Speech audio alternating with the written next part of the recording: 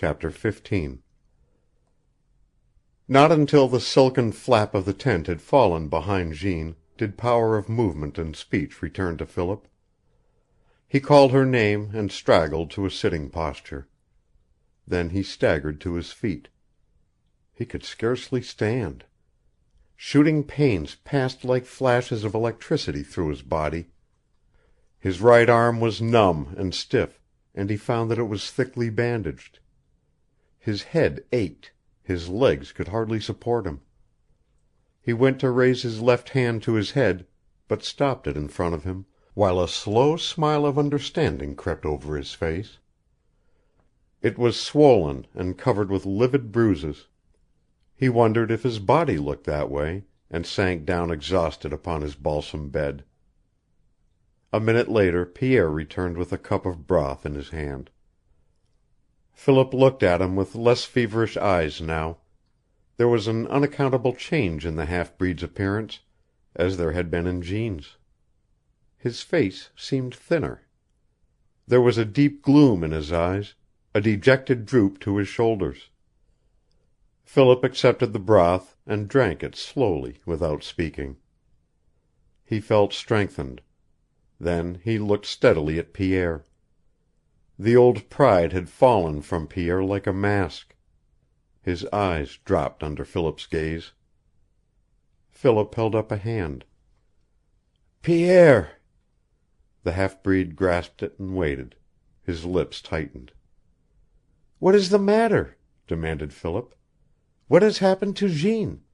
You say she was not hurt." "By the rocks, monsieur," interrupted Pierre quickly, kneeling beside Philip. "Listen, it is best that I tell you. You are a man. You will understand, without being told all. From Churchill I brought news which it was necessary for me to tell Jeanne. It was terrible news, and she is distressed under its weight. Your honor will not allow you to inquire further, monsieur. I can tell you no more than this, that it is a grief which belongs to but one person on earth, herself. I ask you to help me. Be blind to her unhappiness, monsieur. Believe that it is the distress of the peril through which she has passed. A little later I will tell you all, and you will understand. But it is impossible now. I confide this much in you. I ask you this because—" Pierre's eyes were half closed, and he looked as though unseeing over Philip's head. "I ask you this," he repeated softly, "because I have guessed that you love her." A cry of joy burst from Philip's lips. "I do, Pierre. I do. I do." "I have guessed it," said Pierre. "You will help me to save her." "Until death." "Then you will go with us to Fort o' God, and from there you will go at once to your camp on Blind Indian Lake." Philip felt the sweat breaking out over his face. He was still weak. His voice was unnatural and trembled. "You know?" he gasped. "Yes, I know, monsieur," replied Pierre. "I know that you are in charge there, and Jeanne knows. We knew who you were before we appointed to meet you on the cliff. You must return to your men." Philip was silent. For the moment every hope was crushed within him. He looked at Pierre. The half-breed's eyes were glowing, his haggard cheeks were flushed. "And this is necessary?" "It is absolutely necessary, monsieur." "Then I will go. But first, Pierre, I must know a little more. I cannot go entirely blind. Do they fear my men at Fort o' God?" "No, monsieur." "One more question, Pierre. Who is Lord Fitzhugh Lee?" For an instant Pierre's eyes widened. They grew black and burned with a strange, threatening fire. He rose slowly to his feet and placed both hands upon Philip's shoulders. For a full minute the two men stared into each other's face. Then Pierre spoke. His voice was soft and low, scarcely above a murmur, but it was filled with something that struck a chill to Philip's heart. "I would kill you before I would answer that question, M'sieur," he said. "No other person has ever done for Jeanne and I what you have done. We owe you more than we can ever repay.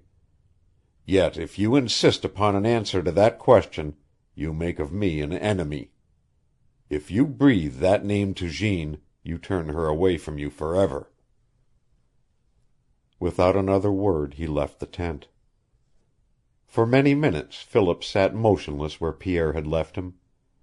The earth seemed suddenly to have dropped from under his feet, leaving him in an illimitable chaos of mind. Gregson had deserted him, with almost no word of explanation, and he would have staked his life upon Gregson's loyalty. Under other circumstances his unaccountable action would have been a serious blow. But now it was overshadowed by the mysterious change that had come over Jeanne. A few hours before she had been happy, laughing and singing as they drew nearer to Fort o' God. Each hour had added to the brightness of her eyes, the gladness in her voice. The change had come with Pierre, and at the bottom of it all was Lord Fitzhugh Lee. Pierre had warned him not to mention Lord Fitzhugh's name to Jeanne, and yet only a short time before he had spoken the name boldly before Jeanne, and she had betrayed no sign of recognition or of fear.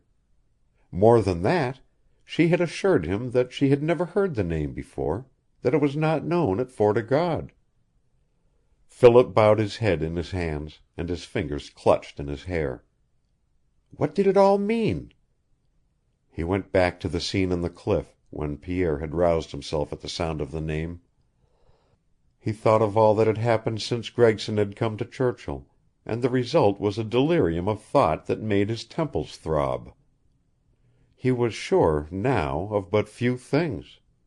He loved Jeanne, loved her more than he had ever dreamed that he could love a woman, and he believed that it would be impossible for her to tell him a falsehood. He was confident that she had never heard of Lord Fitzhugh until Pierre overtook them in their flight from Churchill. He could see but one thing to do, and that was to follow Pierre's advice, accepting his promise that in the end everything would come out right. He had faith in Pierre. He rose to his feet and went to the tent flap. An embarrassing thought came to him, and he stopped, a flush of feverish color suddenly mounting into his pale cheeks. He had kissed Jeanne in the chasm, when death thundered in their faces. He had kissed her again and again, and in those kisses he had declared his love. He was glad and yet sorry. The knowledge that she must know of his love filled him with happiness, and yet with it there was the feeling that it would place a distance between him and Jeanne. Jeanne was the first to see him when he came out of the tent. She was sitting beside a small balsam shelter, and Pierre was busy over a fire, with his back turned to them. For a moment the two looked at each other in silence, and then Jeanne came toward him, holding out one of her hands. He saw that she was making a strong effort to appear natural, but there was something in his own face that made her attempt a poor one. The hand that she gave him trembled. Her lips quivered.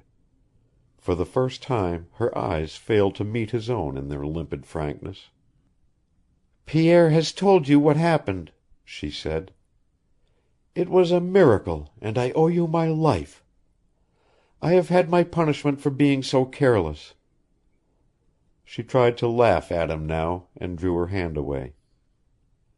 "I wasn't beaten against the rocks like you, but—" "It was terrible," interrupted Philip, remembering Pierre's words, and eager to put her at ease. "You have stood up under it beautifully. I am afraid of after effects. You must not collapse under the strain now." Pierre heard his last words, and a smile flashed over his dark face as he encountered Philip's glance. "It is true, M'sieur," he said. "I know of no other woman who would have stood up under such a thing as Jeanne has done. Mon Dieu, When I found a part of the canoe wreckage far below, I thought that both of you were dead."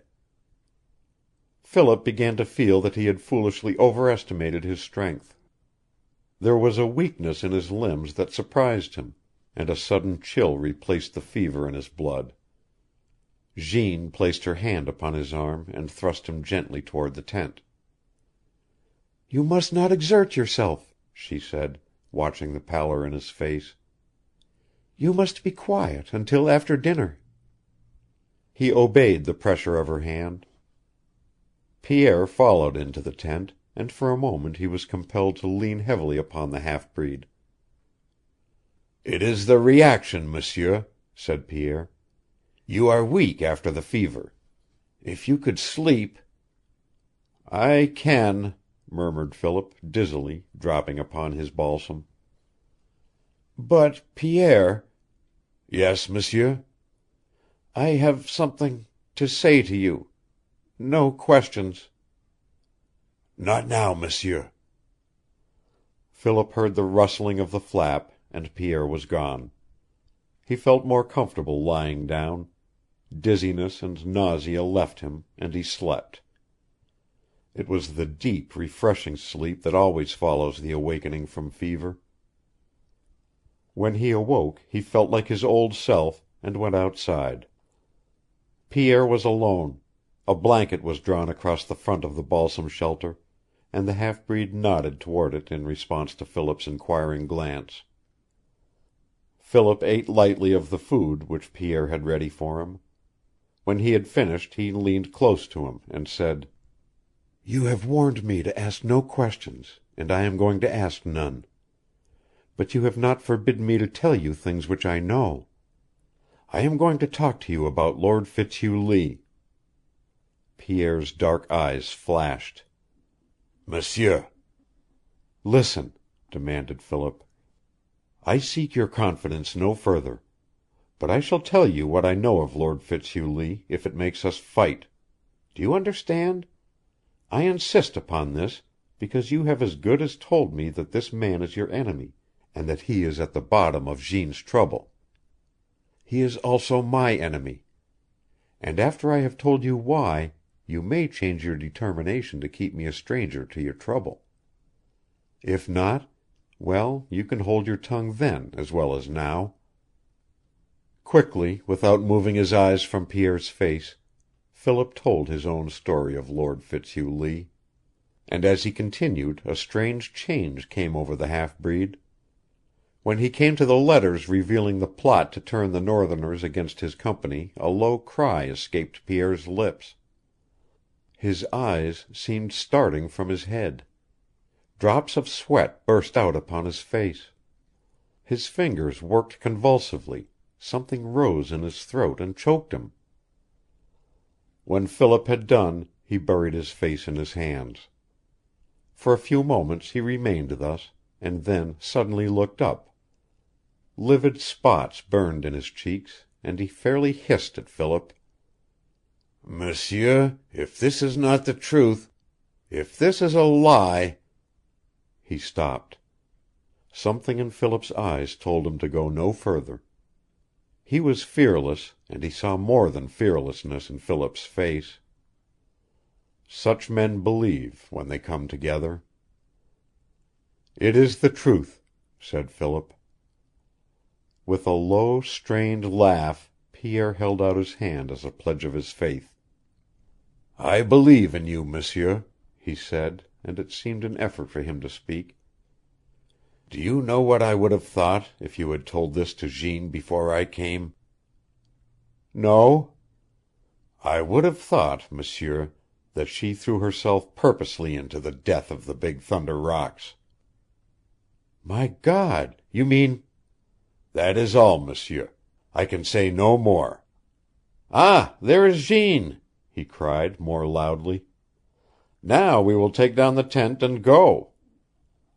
Jeanne stood a dozen steps behind them when Philip turned. She greeted him with a smile and hastened to assist Pierre in gathering up the things about the camp. Philip was not blind to her efforts to evade him. He could see that it was a relief to her when they were at last in Pierre's canoe and headed up the river. They traveled till late in the evening, and set up Jeanne's tent by starlight. The journey was continued at dawn.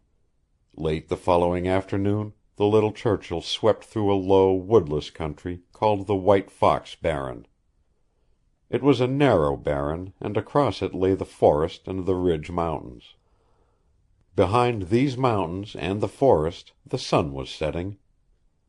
Above all else there rose out of the gathering gloom of evening a single ridge, a towering mass of rock which caught the last glow of the sun, and blazed like a signal fire.